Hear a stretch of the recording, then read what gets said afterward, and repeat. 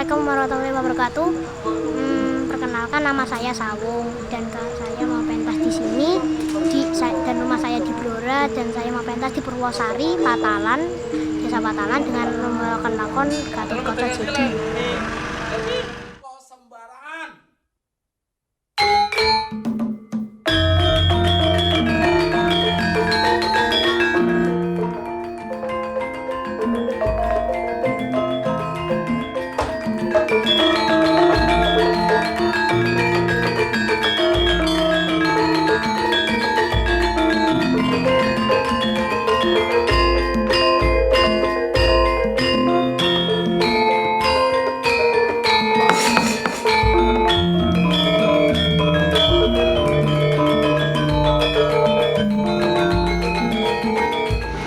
Saya suka wayang sejak umur 2 tahun, dan karena dulu saya sering diajak nonton wayang.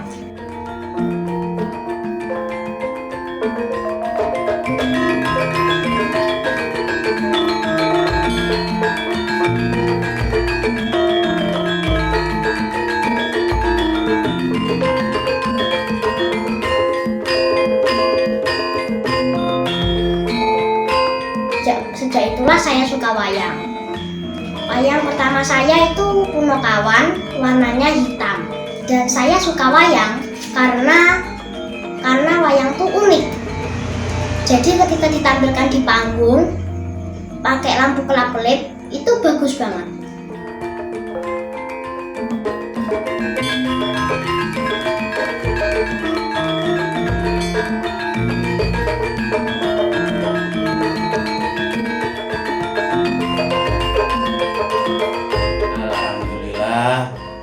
Berbicara tentang perkembangan pembinaan seni budaya daerah, utamanya wayang kulit di Kabupaten Blora ini selama 1 dekade, dari 10 tahun yang lalu, pembinaannya begitu luar biasa.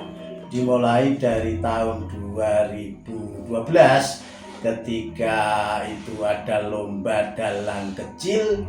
Kemudian dalang kecil itu yang juara di Kabupaten Blora, pada akhirnya sampai menembus juara nasional.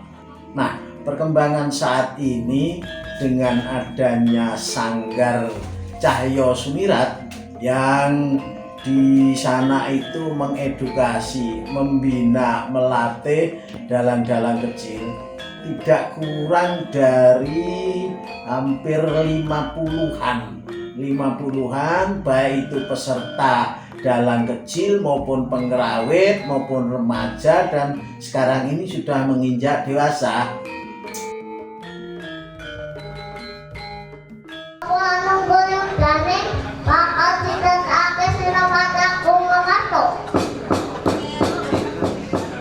Untuk pelatihan pewayangan mulai dalang kecil, saya melihat di sini kan juga ada yang dilatih untuk sebagai penyimping wayang, yang itu tugasnya adalah mendampingi yang memposisikan di belakang dalang. Di belakang dalang itu ada yang membantu untuk nyimping wayang-wayang yang akan dimainkan.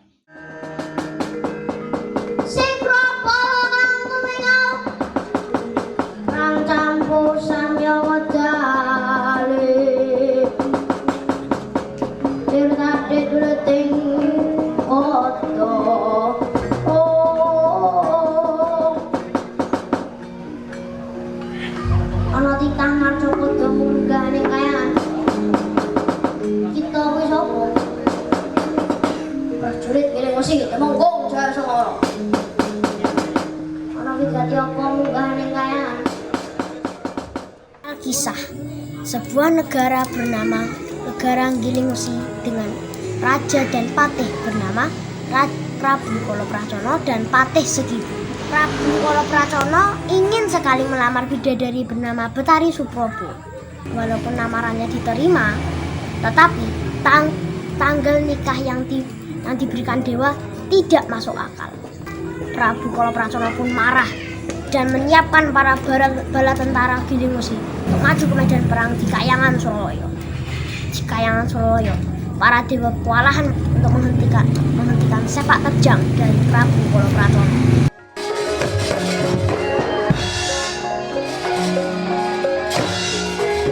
Para dewa pun mundur dan diutuslah Bathara Narada untuk mencari jago di Arcapada, di Jodipati.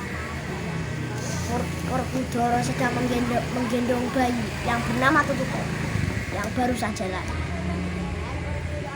Bathara Narada pun turun dan menghadap kepada Raden Werkudara dan meminta bayi itu untuk dijadikan jago kayangan.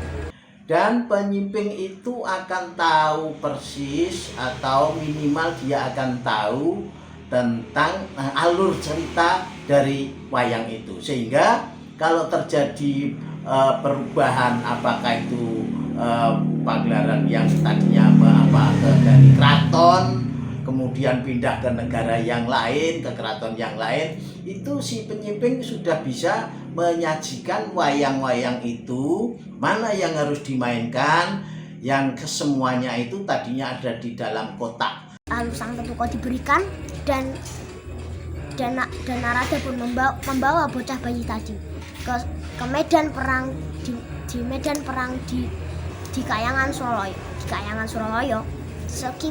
Patih Sekipu terkejut melihat Narada membawakan bayi.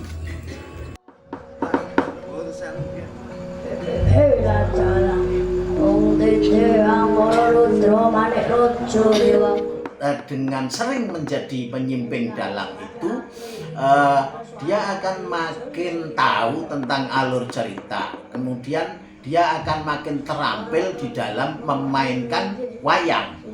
Kemudian dia akan tahu tokoh-tokoh dan karakter dari tokoh wayang itu sendiri, sehingga dengan demikian secara langsung ataupun tidak langsung itu sudah dia mulai pembelajaran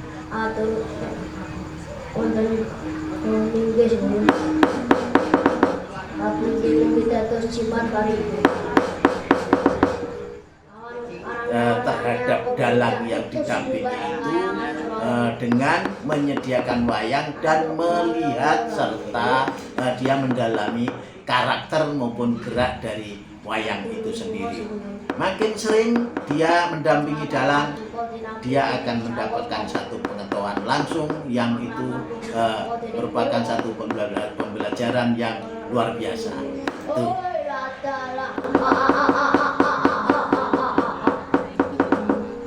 Banjur besok kapan ingsun bisa jawab lawan Bathari Sukromo. Dan Bathara Narada memberi usul, jika Patih Sekipu bisa mengalahkan bayi tersebut, maka akan memboyong Buto Sukrobo ke negara Gilingmusi.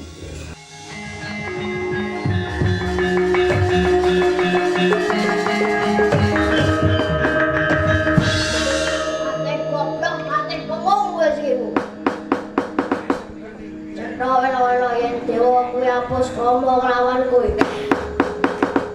Anti kuting jagat ora bakal nemoni dina anggara kasep awetene sasi cuma dilawas. Waduh, nyadung duka sinuwun. Angune dewa jarak perkara lawan ingsun harap. Hei, Sekipu. Krit lampit prokat kipul jawahna marang Wadyabala Gilingmusi. Supaya nderekke tidak ingsun munggah ing Kayangan Soloyo. Ora linggih.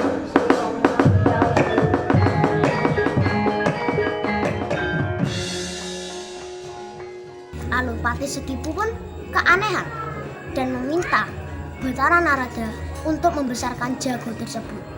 Jago tersebut dilemparkan ke kawah Condrodimukha dan dilempari para pusaka para dewata, dan lahirlah sang Tutuko menjadi besar dan seperti orang remaja. Ketika bertemu dengan Bathara Narada memberi nama Raden Gatotkaca. Raden Gatotkaca tersebut seperti merasa kuat menggunakan nama tersebut. Dan Batara Narada memberikan misi untuk mengalahkan Prabu Kolopracono dan Patih Segibu.